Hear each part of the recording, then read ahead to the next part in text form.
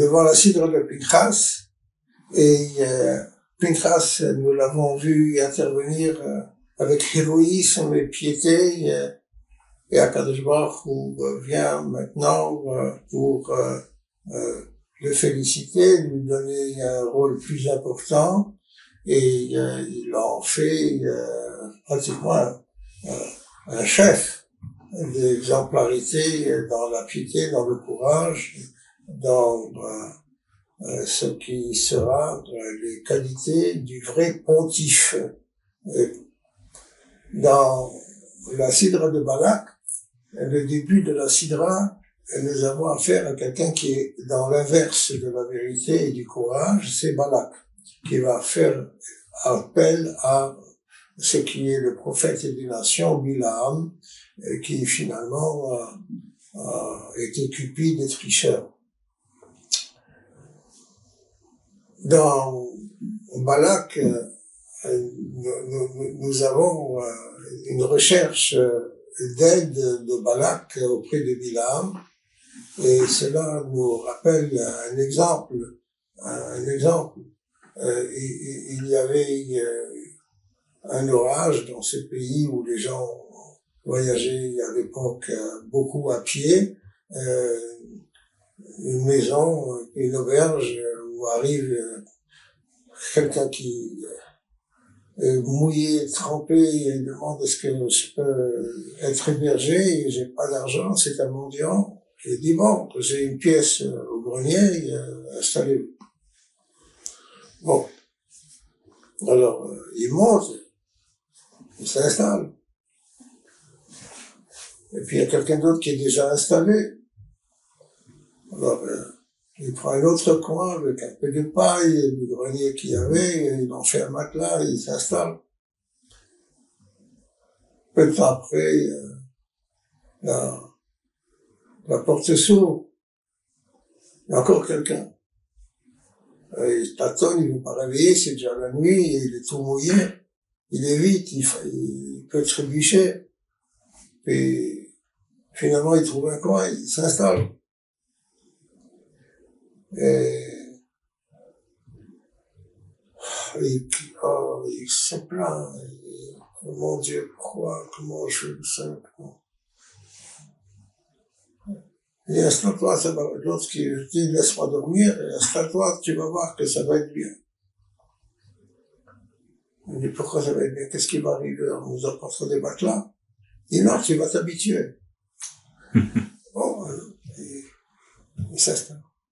Puis ensuite, la porte s'ouvre, il y a encore un autre qui arrive, et lui, aïe, il risque de trébucher, mais il veut pas se faire avoir, parce qu'il sait que ça pas toujours, alors, il va, il dit, mais ça sent ici le renfermé, il ouvre la fenêtre. Il y en a un qui crie, il se lève, il referme. Alors l'autre, il dit, mais je peux pas, il n'y a pas d'air, on peut y étouffer, on peut se réveiller le demain. Non, il faut de l'air. Là, commence à se discuter, tu te lèves pas, tu te lèves, tu auras affaire à moi. Alors il dit, je bouge pas, mais j'ai besoin d'air. Et alors, débrouille-toi. Allez, je me débrouille. Il prend quelque chose, il dit, on entend un bruit de verre. Qu'est-ce que tu as fait? Il dit, mais j'ai ouvert la fenêtre sans bouger de ma place. Oh là là, qu'est-ce qu'il fait froid, tu vas nous rendre malade avec le temps qu'il fait. L'autre dit, de l'air frais, de l'air frais, et l'air frais, et finalement, ils finissent par s'endormir. Le matin, il se lève, il regarde, la fenêtre est entière. Quoi? Il regarde, le miroir de l'armoire a été cassé. Il y en a un qui est tout penaud, et l'autre qui dit, et alors, d'où est venu le courant d'air, hein? Imagination. Hein? Il a cassé la porte de l'armoire et pas la fenêtre. Mais pourtant, il était content d'avoir de l'air. Alors, c'est pareil, ça a la peur de Bilam et de Balak. il va prier, il va se lever, Balak qui tremble, etc. Mais Balak, pourquoi tu as peur du clan d'Israël? Le clan d'Israël a reçu et a obéi à l'ordre d'Akadosh Baruch Hu, ne soit pas celui qui attaque ou qui fait du mal à un peuple qui est de même origine, Moab. Traversez pas Moab, et ils ont décidé de pas traverser s'ils n'ont pas donné la permission. Alors pourquoi Balak, il va chercher de quoi faire une alliance avec les autres peuples pour combattre Israël? Il a bien vu qu'Israël s'est détourné de Moab, parce que Moab a un ancêtre qui est un parent, Lot. Mais voilà, la peur, c'est l'imagination qui a fait croire qu'il va nous déranger alors que nous avons fait ce qu'il faut. Mais lorsque Moab va faire une alliance avec un ennemi d'Israël et il mobilise, à ce moment-là, il sera attaqué et conquis. C'est parce qu'il avait peur. Il avait peur d'Israël, comme l'autre a eu peur de s'enrhumer, mais il n'y avait pas de situation qui pouvait justifier le courant d'air.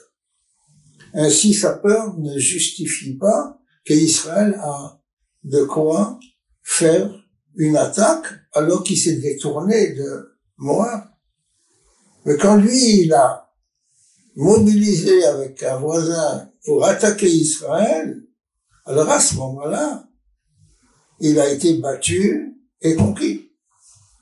Voilà ce que le mensonge de la peur peut changer toutes les relations et les situations parce que on n'a pas fait confiance dans un cas où il pouvait voir qu'on fait confiance. Israël a contourné Moab, mais ils se sont méfiés en disant c'est un stratagème pour nous endormir. Au contraire, tu pouvais envoyer un ambassadeur, tu pouvais faire des liaisons de bon voisinage et de parenté d'ailleurs, mais ils n'y croyaient pas. C'est ainsi que la suspicion, parce qu'on est soi-même quelqu'un qui n'est pas dans la vérité et dans la générosité. C'est vrai qu'il faut être prudent, mais il ne faut pas être faussaire avec une explication qui n'est pas soutenue. Alors après, ce qui s'est passé par Balak, Moab et Bilaam, qui dit que je peux pas faire autrement et dire autrement ce que Dieu dit, et qui essaye de tricher pour introduire une malédiction alors qu'Akadosh Baruch Hu lui a dit, ce que je te mettrai dans la bouche, c'est ça que tu diras. Et nous trouvons dans Bilaam l'expression la plus belle qui honore l'ensemble de toutes les synagogues, Matovu ohalecha Yaakov mishkanotecha Israël. Matovu ohalecha, que sont belles tes tentes Yaakov, mishkanotecha tes sanctuaires Israël. Vous avez deux mots, la tente, une tente de nomades du désert, Mishkan, un sanctuaire construit à l'intérieur d'une cité. Deux mots différents et deux dénominations différentes, Yaakov et Israël. Yaakov, c'est la condition juive, le juif tel qu'il est, un Yankele, un Yaakov. Mais Yankele reçoit la vérité, la sacralisation de la Torah, avec acceptation de la Torah que Dieu nous offre, et qu'aucun autre peuple n'a voulu accepter. Il ne voulait pas les 10 commandements parce que le guerrier aurait eu un interdit d'aller tuer et de provoquer des crimes. Ne m'intéresse pas les 10 commandements. Un commerçant, une nation qui réussit, c'est marqué lo tigno, faut pas voler, c'est difficile de se soumettre à la Torah quand on est très réussi dans le commerce. Hein. Ou un autre qui dira, mais il n'y a plus de goût dans la vie, puisque c'est marqué il faut pas jalouser. Et alors? Il faut une émulation, au contraire. Il faut la concurrence. Et savoir combiner pour réussir sa jalousie. Il doit envier. C'est ce qui donne de l'énergie dans les progrès. Faites de la réclame pour que les gens aient envie de nouvelles choses, alors le commerce marchera et la nation sera plus dynamique. Ben, tout ça, c'est des faux motifs. Alors, il y a une vérité, il y a une solidité dans un amour sincère, et pas du semblant.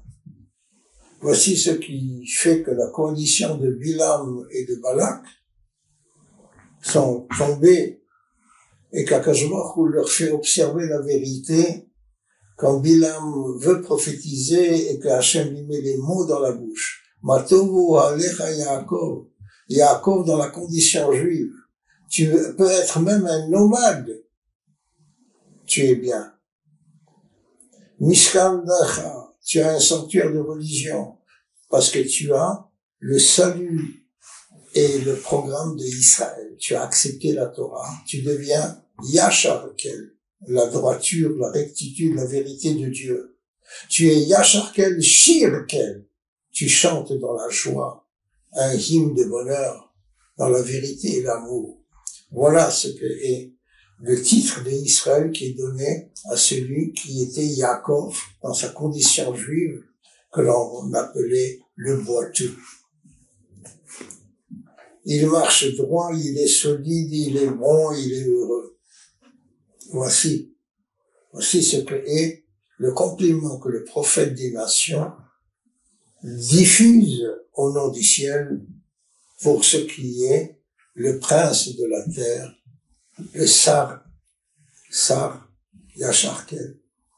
Il est le prince d'Akadosh Baruch Hu, pour Akadosh Baruch Hu, au profit du monde entier. Il a la malchoute, le règne de Dieu sur terre, à travers les princes d'Israël qu'Akadosh Baruch Hu a choisi, parce qu'il était le seul qui a accepté l'effort et la maîtrise des penchants humains, et non pas de croire être dans la joie, dans la satisfaction sensuelle et exploiter les diversités qui peuvent se présenter pour ne pas s'ennuyer. Non, on reste dans la vérité, on reste dans la droiture, la générosité, et c'est là que l'unité et le bonheur se retrouvent. Simcha shel mitzvah, être heureux d'accomplir l'ordre, le tzav, celui qu'Akadosh Baruch Hu nous donne. Dans notre sidra, nous avons plusieurs fois le mot tzav qui apparaît. Et le commentaire de tzav sur les sacrifices quotidiens. Il n'y a pas un jour sans qu'on ait sur un ordre de liaison de ce qui est tzav. Lorsque je fais un holocauste, je ne tire aucun profit de ce que j'ai offert. Voici ce qui est effectivement et la Tzav et la Miyad de la Torah. Tzav, c'est un ordre que tu dois faire et que tu transmets à la descendance pour qu'elle soit perpétuelle. Je l'enseigne et je la transmets. C'est-à-dire que quand je fais Miyad, quand je fais s'entraîner, je sais qu'il y a un devoir, je le fais. La Doroth, tu as éduqué les générations qui reçoivent également ce programme dans lequel tu as été honoré. Tu te sens proche d'Akadosh Baruch Hu parce que tu es choisi et tu acceptes de faire ce qu'il délègue à l'homme, qu'il délègue à celui à qui il a confié l'univers. Par son intervention de sincérité, de générosité dans la pensée, dans la parole et ensuite dans l'acte, il remonte à l'émanation de la création avec la volonté et le désir d'amour d'Akadosh Baruch Hu. C'est cette émanation qui, vous remarquerez, que sans qu'on s'en rende compte, le mot émaner, ce qui sort, qui n'existe au départ que par ce qui a été consenti par Hachem, comme s'il y a quelque chose qui est en dehors de lui, qui reçoit et qui existe avec une indépendance. Dans émanation, les 3 premières lettres, c'est le mot Amen. Amen en français aussi dire agréable. Mais Amen, c'est pour nous le fait d'être obéissant et de confirmer l'existence de ce qu'Hachem nous confie de faire, nous demande et le fait faire parce que c'est lui qui donne la réussite de ce que l'on s'installe à obéir. Voici ce qui est à travers le plus beau compliment que même l'ennemi d'Israël a été capable d'exprimer. Matovu alecha Yaakov mishkenotecha Israël. Yaakov, la condition juive, peut-être le nomade dans le monde, et jusqu'à la venue de Mashiach, Hachem nous a dispersés d'Israël parce qu'on n'a pas été honnête et correct et celui qui est l'exemplarité de la délégation divine. Alors nous sommes éparpillés dans tous les peuples pour que chacun dans l'endroit où il est puisse justement rester juif dans ces conditions et résoudre les problèmes de la personnalité humaine qui est à travers le monde, ce qu'il doit refaire, l'unité de l'univers autour de l'unité d'Israël qui possède l'unité d'Hachem avec lui. Israël Echad, Hachem Echad. Ça c'est dans cette unité, Bayamaoui Hachem Echad Ushmo Echad.